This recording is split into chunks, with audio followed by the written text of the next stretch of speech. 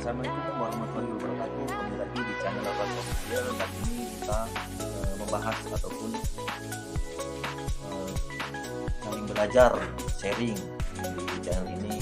Saya pun tidak keberatan yang bagi rekan-rekan saudara yang menonton di channel saya ini, bila nantinya ataupun setelah kita ataupun saya menjelaskan ada suatu kesalahan ataupun tidak sesuai dengan apa yang ada, nanti bisa ditulis kolom komentar. Dan jangan lupa teman-teman, jangan lupa di subscribe ya, agar channel ini dapat berkembang. Baiklah, kita lanjut saja tanpa mengkodimah, tanpa yang lain. Ini kemarin saya cerita pengalaman saya ya, mengenai hukum tentunya, pertama mengenai syariah. Di sini juga membahas tentang KHI, laki-laki hukum Islam. Di sini kemarin ada tetangga yang bertanya itu mengenai perceraian. Jadi setelah saya pulang dari Bengkulu pada waktu itu kan, setelah saya menyelesaikan studi akademik saya, dirikan sarjana hukum salah satu di Universitas Muhammadiyah Bengkulu. Nah, di situ saya setidaknya saya bukan menggurui, tapi saya memberi penjelasan ataupun kita saling sharing di sini, dan saya memberikan penjelasan kepada tetangga saya itu menurut apa yang sudah saya ketahui. Saya kurang lebih 10 bulan di situ ikut di Posbakum, tentunya di Posbakum Aisyah di bawah naungan Muhammadiyah itu. Jadi tetangga saya kemarin bertanya mengenai perceraian.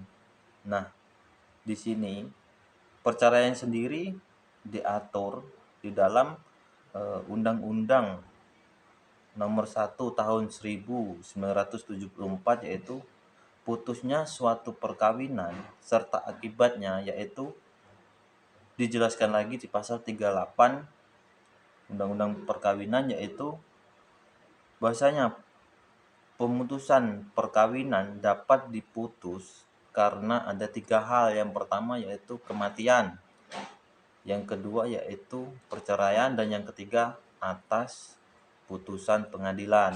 Nah, di sini biasanya kalau di dalam pengadilan ataupun pengadilan agama itu biasanya di situ sudah lengkap persyaratan apa yang lain. Namun barangkali di sini terkadang masyarakat itu takut untuk datang langsung di pengadilan, kiranya nanti ribet ataupun ya tahulah sendirilah, terkadang kan masyarakat awam, mohon maaf ya, bapak-bapak yang sudah tua, ibu-ibu yang sudah tua itu takut untuk berurusan mengenai hal-hal yang bersangkutan dengan hukum lah. Dia udah takut duluan. Tapi di sini saya memberi penjelasan bahwasanya ini apa-apa, ini dapat dan terus serta legislasinya. Nah, baiklah rekan sekalian ataupun saudara-saudari sekalian, dijelaskan lagi di dalam pasal 39, yaitu ayat 1, perceraian hanya dapat dilakukan di depan sidang pengadilan setelah pengadilan yang bersangkutan berusaha mendamaikan, namun perdamaian tersebut tidak tercapai karena mungkin yang pertama karena memang sesuatu hal yang memang tidak memungkinkan untuk kedua belah pihak ataupun suami istri tersebut merujuk ataupun hidup rukun yang harmonis lah.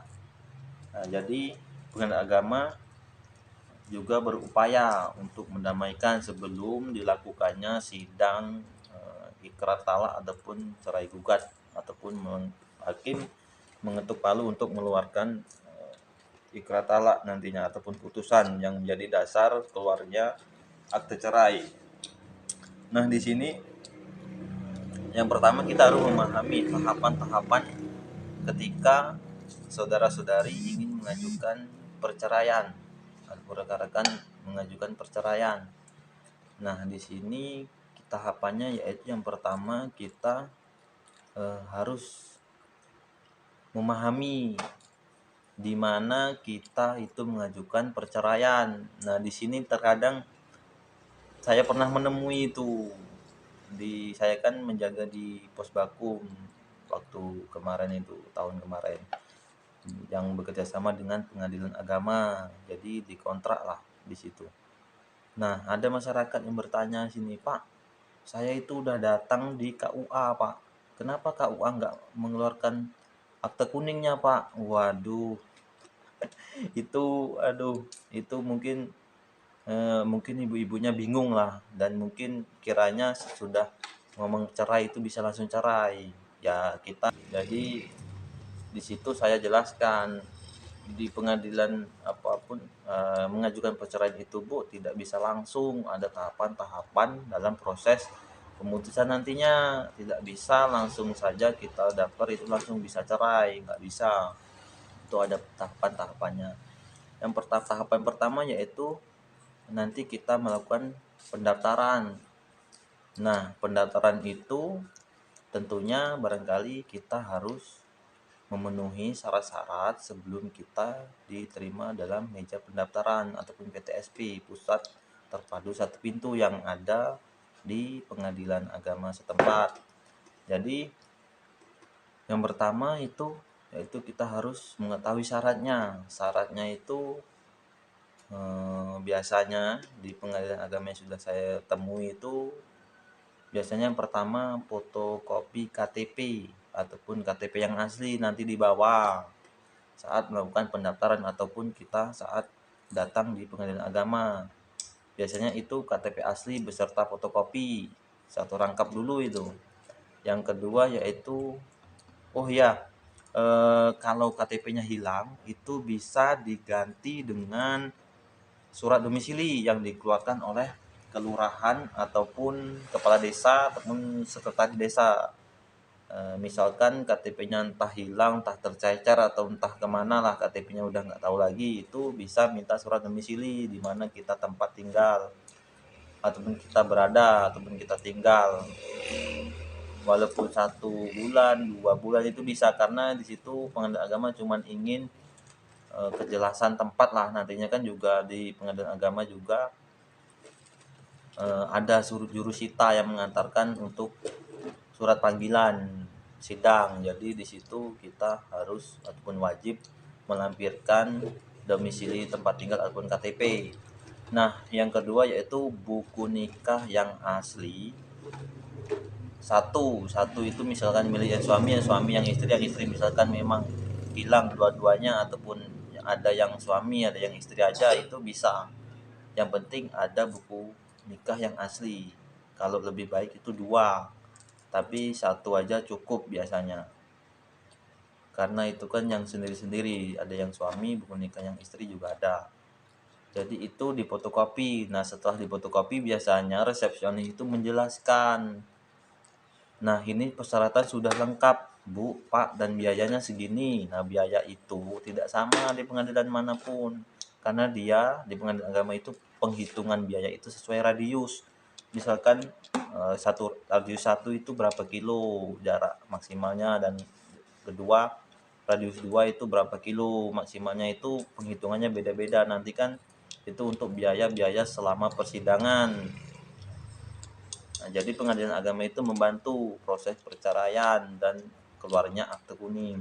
Itulah kita sah bercerai secara administrasi negara ataupun sah secara negara. Nah, setelah itu biasanya resepsionis itu mengarahkan untuk melegalisir persyaratannya sudah difotokopi. Biasanya itu sudah diarahkan yaitu legalisir di kantor pos, itu biasanya sudah disediakan dan syaratnya itu biasanya 10. Sekarang kan dulu materai 6.000 dulu kalau nggak salah untuk persyaratan tersebut di mana agama. Sekarang sudah naik, ada peraturan baru kan 10.000 sekarang. Nah, itu kantor pos untuk dilakukannya legalisir tersebut. Nah, sudah dilegalisir nanti kembali lagi biasanya di pengadilan agama itu mengurus pembayaran. Kalau sudah memang persyaratannya lengkap, berkas dimasukkan dan pegawai PTSP itu mencatat atau memproses untuk dinaikkan di hakim. Nanti kan misalkan hakim jawab ini sudah selesai dan ini sudah lengkap, baru bisa didaftarkan. Nah, yang terakhir itu setelah itu lengkap, Yang terakhir itu biasanya surat gugatan ataupun surat permohonan itu dibuat oleh pengacara ataupun pegawai posbakum BH. Biasanya pengadilan agama itu kalau memang pengadilan agama yang sudah ada biaya penanganan untuk kontrak ataupun mengkontrak pengacara, biasanya itu sudah dipersiapkan di pengadilan agama tersebut. Karena memang tidak ada, itu di kantor pengacara rekan-rekan ataupun saudara-saudari ada lah. Nah di situ nanti surat permohonan ataupun surat gugatan tersebut isinya mengenai identitas suami istri ataupun penggugat tergugat serta alasan-alasan diajukannya perceraian, serta nanti di situ ada petitum ataupun alasan permohonan yang ingin dikabulkan oleh hakim lah di situ. Nah,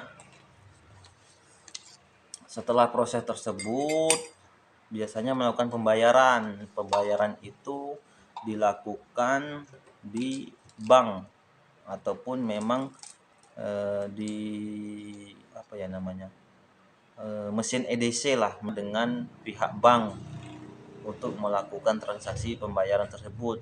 Dan kalau memang di situ tidak ada mesin EDC-nya, mesin GC ATM yang tidak ada, itu biasanya saudara-saudari ataupun rekan-rekan itu disuruh membayar di bank BRI ataupun BNI, tergantung pengadilan agama tersebut bekerjasama dengan bank apa untuk melakukan pembayaran tersebut. Nah setelah itu biasanya rekan-rekan pun saudara-saudari oleh pegawai PTSP tersebut disuruh untuk melakukan tanda tangan dan melengkapi data-data saksi untuk dilakukan sidang pada waktu ke depan nantinya.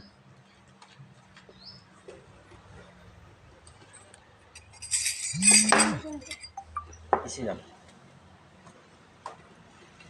Nah, oleh karena itu, bentar saudara, haus, ini minum dulu.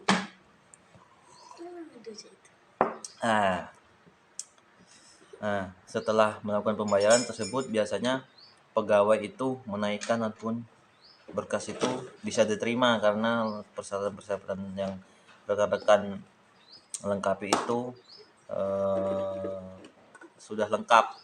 Dan di situ nanti rekan-rekan disuruh menunggu selama biasanya 1 minggu ataupun 3 hari sesudah mengajukannya. Biasanya itu misalkan pendaftarannya hari Senin, nah mungkin Senin depannya itu sudah dilakukannya sidang, karena di situ kan bukan kita saja yang sidang, beratus bahkan beribu itu dalam 1 tahun itu. Dan dalam 1 hari itu biasanya 10 perkara atau 15 perkara masuk di pengadilan agama itu.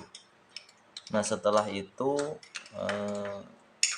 kita menunggu proses yang lain, dan selanjutnya dari hakim memanggil para saksi dan memberikan keterangan serta jawaban dari tergugat serta tanggapan dari penggugat atas jawaban tersebut. Nanti semuanya sudah di bawah naungan hakim nantinya. Kita ikuti aja prosesnya. Yang penting kita mengetahui tahapan-tahapan ataupun apa saja yang dipersiapkan dalam mengurus suatu perceraian tersebut.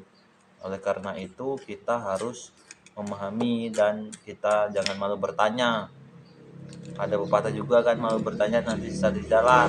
Nah, di situ nanti kita bingung, malah kita sendiri yang gelabakan ataupun kita bingung. Jadi dengan adanya channel ini kita dapat mengedukasi. Kalau ada salah ya diingatkan, kalau memang ada kelebihan itu sebagian dari kekuatan Allah.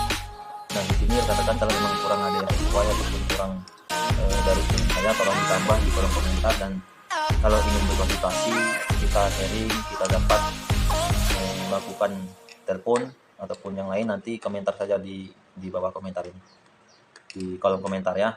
Jadi terima kasih atas waktunya dan kesempatannya dapat menonton channel ini. Semoga channel ini berkembang nantinya.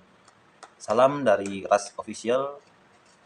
Sukses selalu, bahagia selalu, dan jaga kesehatan di dalam sedang banyak penyakit inilah, wabah lah, batuk pilek ini.